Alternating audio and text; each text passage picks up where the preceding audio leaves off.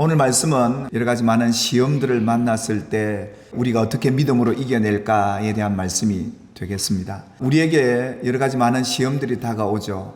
각자에게 그 시험이 다릅니다. 하나님이 그들의 믿음의 수준만큼 이 시험을 허락하십니다. 하나님은 우리에게 감당하지 못할 시험을 허락하지 아니하신다 라고 말씀하세요. 여러 가지 많은 시험들을 만날 때 특별히 우리에게는 불같이 느껴지는 정말 두려움의 시험이 우리에게 찾아올 때 과연 우리가 어떻게 맞서서 그 어려움들을 이겨내고 믿음으로 승리할 것인가에 대한 말씀이 되겠습니다. 그래서 불같은 시험을 만나는 사람들이 어떤 믿음의 자세를 갖고 살았는지 오늘 말씀을 통해 살펴보도록 하겠습니다. 히브리서 11장 34절에 불의 세력을 멸했던 사람들, 그 믿음의 사람들을 다니엘서에서 소개하고 있는데요.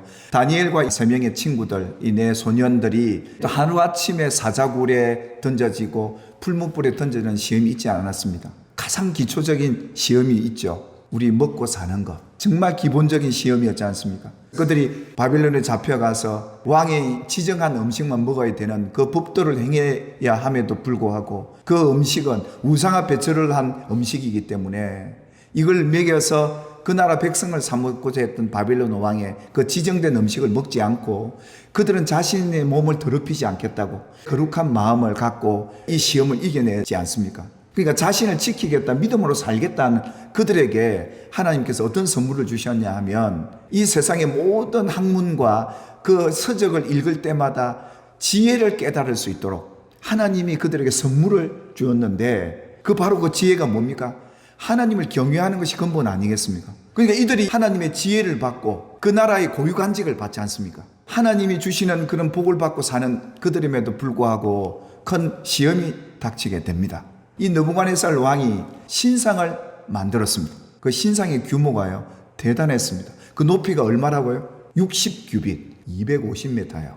폭이 2m 50으로 만들어서 그 모든 바벨론의 백성들이 이 신상 앞에 절하도록 합니다. 그래서 이 낙성식을 하게 되는데 모든 관리직을 다 부릅니다. 이 신상에게 절하라. 이것이 왕명이었습니다. 그렇지 않다면 풀무불에 던져 화형을 처하겠다. 지방을 다스리는 관직을 맡은 이들만 모였기 때문에 다니엘은 모이지 않고 다니엘의 그 세 친구들이 이 자리에 참석을 하게 되죠.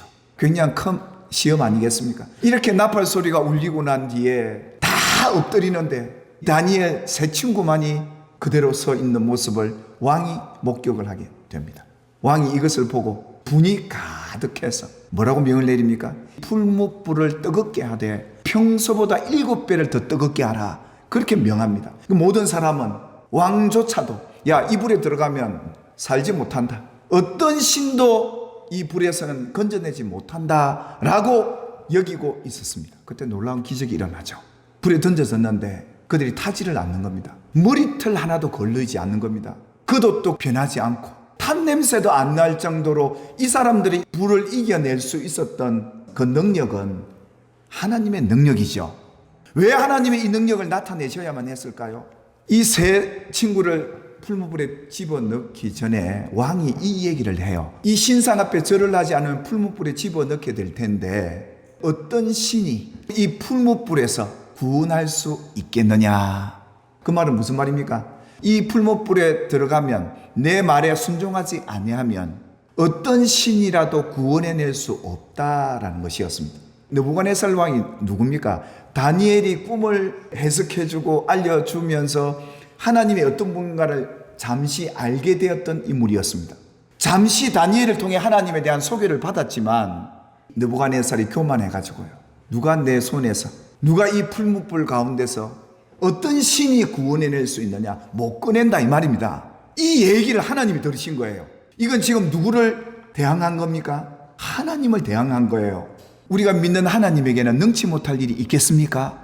없죠. 하나님의 이 전능하심을 믿지 못하는 이 느부갓네살이 이 한 말은 풀무불에서 내 손에서 건져낼 신이 없다라는 이 말에 하나님은 이 기적을 나타낼 수밖에 없었다라는 겁니다. 근데 여러분 보실까요? 다니엘이 꿈을 해석해 주고 난 뒤에 이 왕이 뭐라고 말하느냐 하면 너희 하나님은 모든 신들 중에 신이고 모든 왕의 주제시로다라고 고백을 합니다. 그런데요, 뜨거운 풀무불에 들어가는 이 사람을 구원해낼 그 신은 하나님도 안 된다 이 말이거든요. 그만큼 하나님을 제한적으로 알고 믿고 있었던 것이고, 이 풀무불에 들어가면 끝이다라는 것이죠. 세상은 이렇게 우리를 두렵게 만듭니다.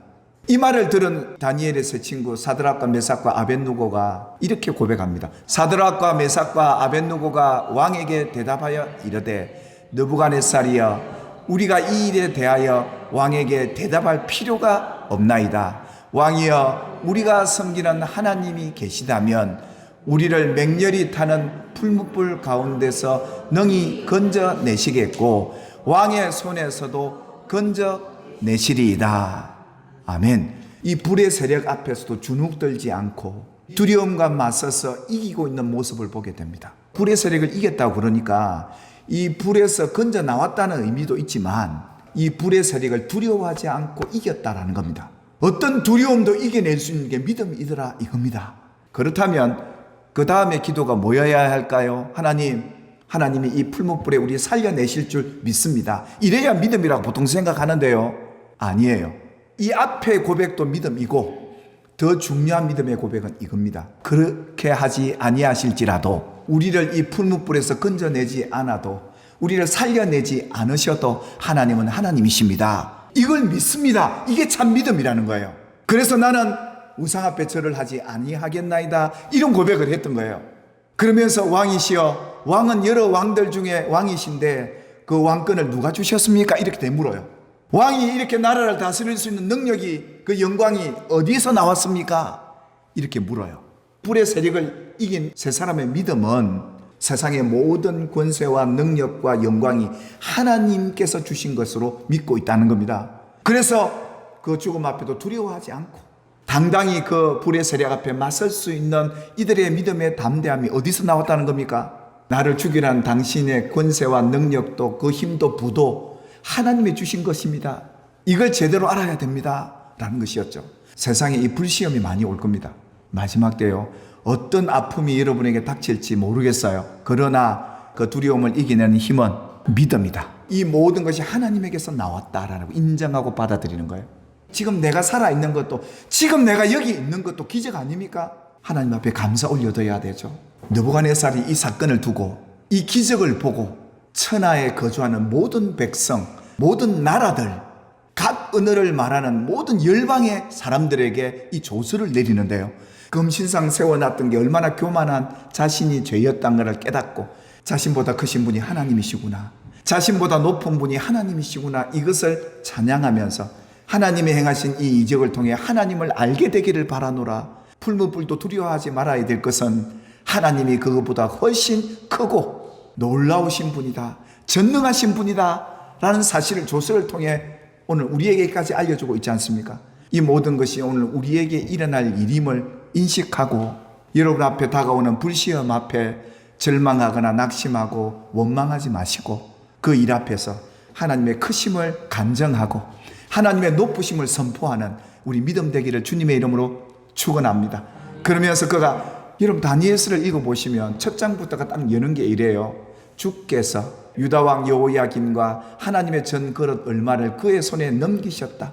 여러분 주체가 누구냐면 왕이 그것을 빼앗아간 게 아니라 하나님이, 주께서 넘겨주셨다. 하나님이 주셔야 받는 거예요. 그리고 마지막 12장에 가서 하나님이 다니엘에게 뭐라고 당부하시냐, 다니엘아 마지막까지 이 일을 간수하고 이 글을 봉함해라. 너희가 사자굴에 들어간 거, 풀무불에 들어가 살아나온 거, 이 모든 것이 뭐예요? 하나님이 허락하신 것이야 되고, 또 하나님이 허락하시면 너희도 이렇게 구원받는다는 사실을 깊이 깨닫고 이걸 간직하고 믿음으로 지켜내야 할 이 얘기다. 그게 다니엘서 얘기예요. 지금도 이 세상에 일어난 일을 가만히 보면 세상의 질서를 무너뜨리려 하는 악의 세력들이 얼마나 득실거리는지 몰라요. 하나님의 법에서 이탈되는 법을 세우려 하는 이 세상을 보면서 여러분은 뭘 느끼십니까? 두려워할 게 아니라 하나님이 이 나라의 주인이십니다. 하나님이 주관하십니다. 이걸 인정하고 기도하는 것이 우리가 해야 될 일 아니겠습니까? 이걸 봉함하라 하는 거죠. 그래서 예수님도 마지막 때 십자가 길을 가시면서 세상이 너를 뒤집어 놓을 거다. 그러나 평안을 누리라. 내가 세상을 이기었노라. 세상을 이긴 예수님이 내가 너와 함께 하겠다 하신 그 약속을 여러분 기억하시기를 주님의 이름으로 축원합니다. 이 다니엘의 마지막 때 보면 하나님이 다니엘이 이런 당부를 하세요. 12장에 보면 마지막 절에 보시면 다니엘아 기다리라 하십니다. 마지막 날이 어떤 날입니까? 하나님의 심판, 최후의 심판의 날입니다. 또 성도들에게 가장 영광스러운 날, 부활의 날입니다. 다니엘서는 이걸 예언해요. 마지막에 죽음 이후에 성도들의 부활이 있다는 사실을 알리면서 죽음을 두려워하지 말라는 거예요.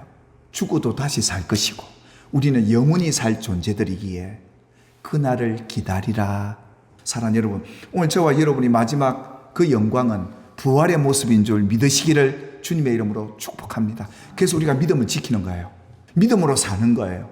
하루하루가 여러분에게 다가오는 이 불같은 시험, 여러분 앞에 여러분의 가정에 닥칠지라도 오늘 불의 세력을 이겨낸 이 친구들의 믿음을 우리의 믿음 삼아서 모든 권세와 능력과 생명이 하나님의 손에 있다는 사실을 믿고 당당히 맞서서 이겨내는 저와 여러분이 되기를 주의 이름으로 축복합니다.